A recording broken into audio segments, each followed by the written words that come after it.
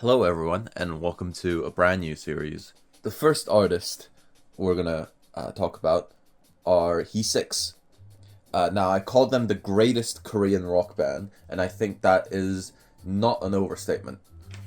Initially, He6 started out as He5, with 5 members that made up the first Korean rock supergroup. On lead guitar was Choi Young-nam from Shin Jung-hyun and the Jokers. On bass was Han Kwang-soo from the in-a-gadda-da-vida, as you can see with their only album right here. On rhythm guitar was Hanung from Four Guys, on vocals was Yoo Young-chun from Silver Coins, and on drums was Kim Young-ho. Now, due to some problems, Han Kwang-soo left E5, and Choi Young-nam switched to bass guitar and brought in Kim Hong-tak as the lead guitarist, who originally played guitar in the Key Boys, the Korean Beatles. Whilst the group formed in 1968, their first album came out in 1969. Here it is right here. He5, Yang Miran and He5's Soul Sound, as it's called. Most He5 albums were instrumental albums backing another singer or an artist, or split albums that shared an album with a different artist, and that's one example you can see right here. This is a second pressing. You can see this text, which translates to grassland. On first pressings it's down here, but on second pressings, since it became a hit, it got promoted to up here. I did see first pressing. I have seen a couple of first pressings, but most of these records aren't in the greatest condition. This one included. So you can see if I move it up to the camera slightly, you can see all the little scratches. And this did come with the original Shinse기 Records inner sleeve, which is nice to see all the albums from that time. And on the back we have a nice picture of He5. That is their first album. Their second album came out late 1969, and this is one you might be familiar with if you're into a lot of Korean rock. This is Merry Christmas Psychedelic Sound, and this is their only full-length album with just them playing everything. So as you can see, this is a reissue, 2019 reissue, and you can tell because on the spine there's MRC, which stands for Music Research Corporation, which is the label that reissued this record. Now, the first pressings look like this with the mountain on the back cover. There's second pressings which have just a plain red background, and those are equally as hard to come across as the first pressings, and they all are from the same stampers. So it's not like those pressings sound worse or better than the first ones. This is a reissue. The label isn't replicated completely correctly because the copyright information doesn't go all the way around. And it does come with a little insert with a picture of Kim Hong-tak from the He6 days, but we'll get to that in a bit. He5 Christmas album was quite incredible, as it has a 12-minute version of Jingle Bells. It starts off as Jingle Bells, and then it transitions into In-a-gadda-da-vida, and then it transitions into Painted Black, back into In-a-gadda-da-vida, and back into Jingle Bells. The first signs of progressive rock in South Korea. Next album, there's 2 more albums by He5. I'm not quite sure which one came first, but I only do have one of them. So, the one I do not have is called Hey Jude, and it's a split album between He5 and the June Sisters. It's an album directed by Kim In-bae, the songwriter, and it's mostly made up of cover songs. A lot of Beatles covers on there, a lot of other covers. That one is extremely rare, and the top moment on that album is Choi Young-nam singing a soulful rendition of You Keep Me Hanging On. That one was released as a gatefold. I don't know, I've never seen that album have a label that isn't a promotional white label. So that might not have been released commercially, which might have made it rare. Another album that I unfortunately do not own that was released around the same time and on the same label as the Hey Jude album was this Kim In-bae trumpet instrumental album. It has trumpet performances by Kim In-bae, the songwriter, and He6 do the backing. All of the He6 albums that I do not own have been featured magnificently by the channel called Mova.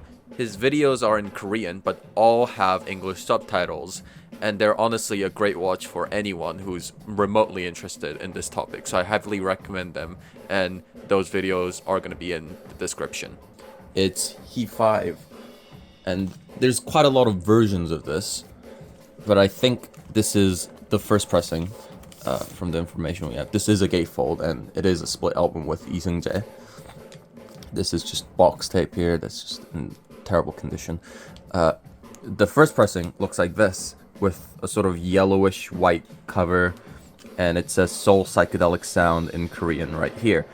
Now the second pressings are in beautiful blue, and over here this text has been changed to 정주고 내가 오네, which became a hit later on after this album's release, so we can infer from that information that that one came out after it became a hit. And then the third pressing, it changes it from a gatefold design to a single jacket, and instead of this nice picture of He6 here, they put this picture of Lee Seung-jae because it's a single jacket and they have to fit all the pictures on one side. So that one isn't too hard to find. This one isn't too hard to find. You just have to look at the right places. This is on Universal. They switched labels quite a lot, but seeing as the Christmas album was also Universal, I'm inclined to believe that this is earlier than the He6 album, but you can see a lot of scratches. The He6 album, by the way, is on Jigu Records. He6 also played backing on this album, which I do not have, and is quite rare, and by rare I mean not expensive, but just never comes up online. They played quite a few instrumental songs, and a full video about it is available on the Mova YouTube channel, which I highly recommend for Korean music lovers. Then, after that album, a lot of things happened. Most notable of which is that a lot of the members left the group. Rhythm guitarist Hanung left to go to America, and in the case of the vocalist Yu Young-chun from the Silver Coins, he left to form his own group, Young Sound. You can see their album right here. After that, the only members left were lead guitarist Kim Hong-tak and bassist Choi Young-nam. They grabbed a whole host of talented musicians, and this was the new lineup. On vocals and keyboard was Lee Young-duk. On flute and keyboards was Yoo Sang-yoon. On drums was Kwon Young-nam, and on rhythm guitar was Kim Yong-jung. And now, since there were 6 members instead of 5, the band renamed themselves to He6. In 1970, they released their first album, Volume 1. Now, there are quite a lot of different versions of this album, because this was quite popular, and a lot of people seemingly trying to sell this for quite a lot of money. Well, I'm here to tell you that these were quite common in the world of He6 records. So this particular pressing is a second pressing. See on the back here, it's a single jacket design with the lyrics on the back. The first pressing's front covers looked exactly the same, as you can see right here. But the difference is, this is a gatefold design with this lovely picture of the band on the back cover. The label does look identical. So these first 2 pressings are on Grand Records. There's a third pressing also on Grand Records where they change out this text. It doesn't say Cosmos Series, it says 황우릉 작품집 or whatever. It's just a different text on there because of the formatting of the record label series. Fourth pressings change this text down here from Grand Records. It changes the label to Universal Records. And then the fifth pressing is a modern day pressing that came out in 2019. And it replicates the initial first pressing gatefold design. And this is what a lot of you might have. I believe this is on red vinyl. You can see a lot of the other He6 albums advertised on the back there. This is limited to 500 copies, and it is on 180 gram color vinyl. After that album, rhythm guitarist Kim Yong-jung left to study jazz in Japan. They later brought in another rhythm guitarist, Che-hun, to fill his spot. He6 didn't waste any time, as a year later, in 1971, they released their second album, Volume 2.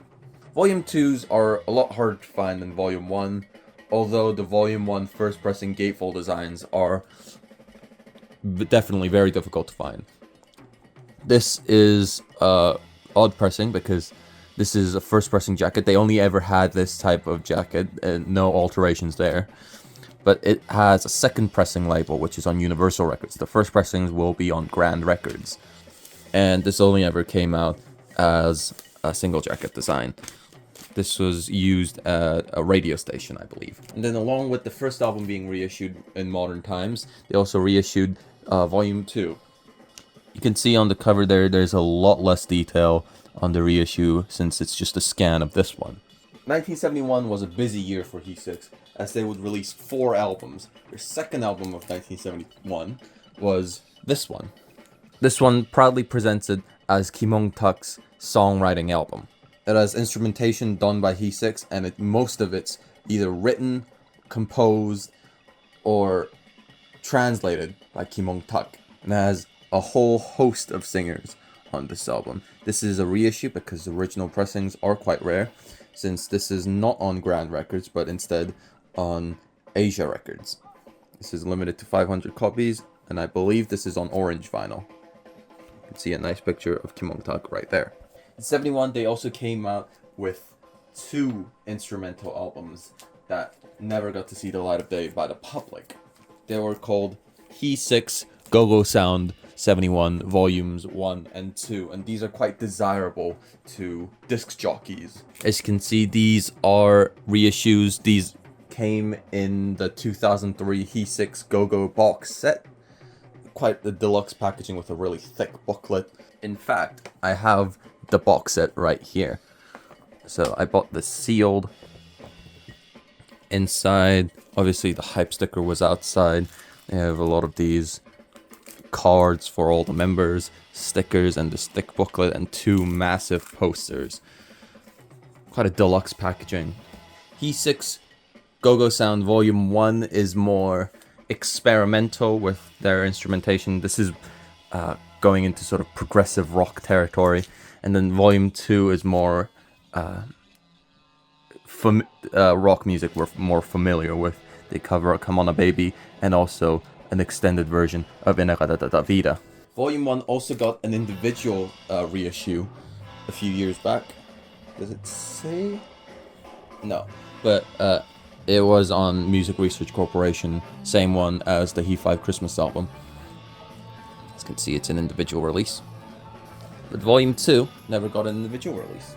So 1970 and 71 were both very busy years for He6. In 70 and 71, they made albums that fuse rock and Korean pop together. In 71, they also came out with the first album made entirely of Kim Hong-tak compositions. 71, they also came out with 2 albums that were very progressive rock, in a sense. And so they took all those elements of songwriting, covering rock songs, turning them into Korean pop, and also doing a lot of progressive rock.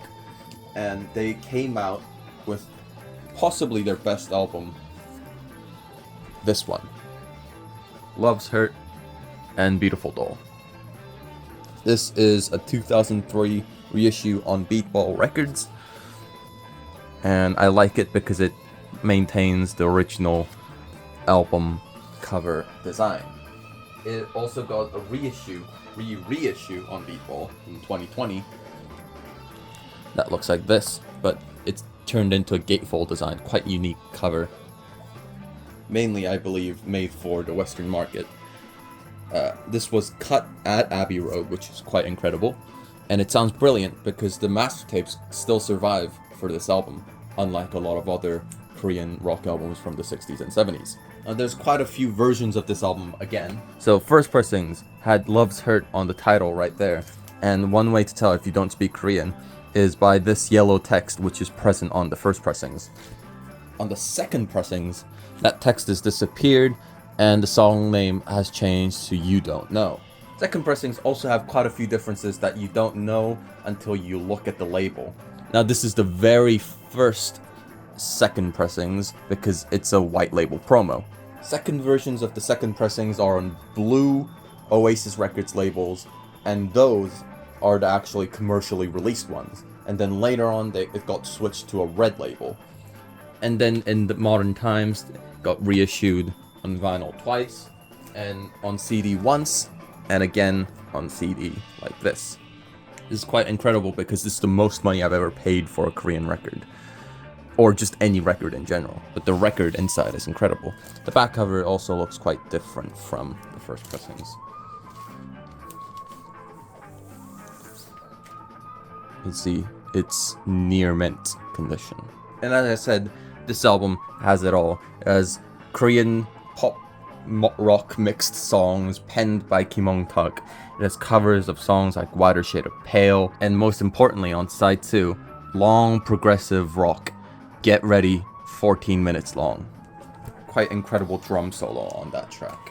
After that album, Kim Hong-tak left to go to America, which kind of broke up the group. One by one, all the members started leaving. Chaehan left to join and make his own group, Black Butterfly. This is their first album right here, released in 1974. Drummer Kwon Young-nam left to drum for other people, such as Han Dae-soo on his first album. This is the first pressing. And later joined Shin Jung-hyun and Yup Juns. Since He6 were technically still on Oasis Records, Oasis Records did a lot of reissuing and making compilations of their music. The second pressing I showed you is from 75, which was 3 years after the original pressing. These are some examples of their various artist compilations. Oasis Folk Festival Volume 1, which has a lot of He6 songs from that album right there, as well as April and May, Young Sound, and Big Five. This is Oasis Folk Festival Volume 3, which also has a song by He6 right there. This is Oasis Pop Festival Volume 4, which also have He6 right there. In 75, He6, going through a lot of member changes, changed a lot of members, and they decided to contribute to 3 compilations, 3 songs, so 1 song each per compilation in 75. They were called He5 then, because they only had 5 members. They contributed to Golden Folk Album Volume 10, 11, and 12. 10 by far is the hardest to find, and I do not have it. Volume 11, this has been bootlegged quite a lot, and this is a bootleg pressing. You can tell by no record label being there. And as you can see, they contributed 1 song right there. This is not from the peak He6 period led by Kim Hong-tak. This is a later period non-Kim Hong-tak He6 named He5. Same with Volume 12, they contribute a song called Butterfly. And they were quite inactive for a while, obviously doing a lot of live performances. But in 1980, decided to release a new album in collaborations with Kim Hong-tak, although he did not play on the album. This is a second pressing. First pressings, this picture is down here, as you can see. And this is produced by Kim Hong-tak, and most of it's written by Kim Hong-tak as well. At this point, the only original member in the band is the flute and keyboard player Yoo Sang-yoon, who also started playing the saxophone. He was essentially the leader of the group, as he was the only original member left. This is pressed on Hyundai Records. And this dives into more of a disco sound. They even cover Roller Disco by City. This is not an album I would recommend to people who are familiar with the more 1970s He6 sound of more experimental, psychedelic, progressive rock. But it's still a good listen, and it still has peak performances. With this lineup, they also put out another record that I do not have because it's extremely rare nowadays, backing a singer called Shin Seo. It's more of the same vein as the album I just showed you. He6 were quite popular and there are various stories about how popular they were on stage and off stage. In 1970, they won the nationwide vocal group contest and came out on first place. During the He5 days, there were essentially residencies at the Obis cabin. It is said that each of the members all had separate buses for tours, and their live performances were just as eclectic, if not even more so, as their performances on the albums. There's stories of them playing the Beatles song Because with only Kim-ong-tak on acoustic guitar and the rest of the group all harmonizing a cappella style on the song, and even playing songs by the likes of Santana. During the solo, they would all switch to percussion instruments, every single one of them, and start playing a solo. Apart from rhythm guitarist Cheon on their performance of In-a-gadda-da-vida, all of the members played a solo on that track. Choyoung-nam's bass solo, Lee Young-duk's keyboard solo, Yoo Sang-yoon's flute solo, Kim-ong-tak's lead guitar solo, and Kwon Young-nam's drum solo are all present on that track. Sadly, in more recent times, rhythm guitarist and vocalist Chaehan has passed away, and just last year, lead guitarist and leader Kim-ong-tak and bassist Choyoung-nam have all passed away. Lead guitarist Kim-ong-tak ran a YouTube channel where he attempted to archive stories of Korean rock from the 60s and 70s by interviewing various musicians, and I think he succeeded in that mission.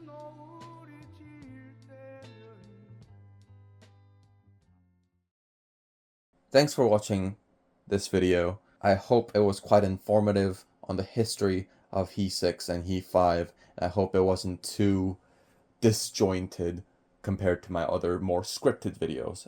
I've realized that as I did more script heavy, editing heavy videos, I sort of lost interest, and it was less fun to make videos like once or twice every 6 months. So I thought in a more loose, we'll go in a more loose direction with the videos where I still tell a story of a band or an artist, but I do it semi-scripted, and also I can show off some of the albums that I own from the artist, and I can tell the story that way. And I do really enjoy recording videos like these instead of the more script heavy, editing heavy videos. I will make more videos. I have a ton of video ideas planned in this same sort of format, so I do hope you enjoyed it. I'll have links down below to the albums that I do not own yet. There are full album rips of it on YouTube, which I'll link down below so that you can listen to. Most of these, if not all of these, all have, rips of them online on YouTube or wherever else. Either I've uploaded to my Paperback Writer channel, or someone else has uploaded a full version of it.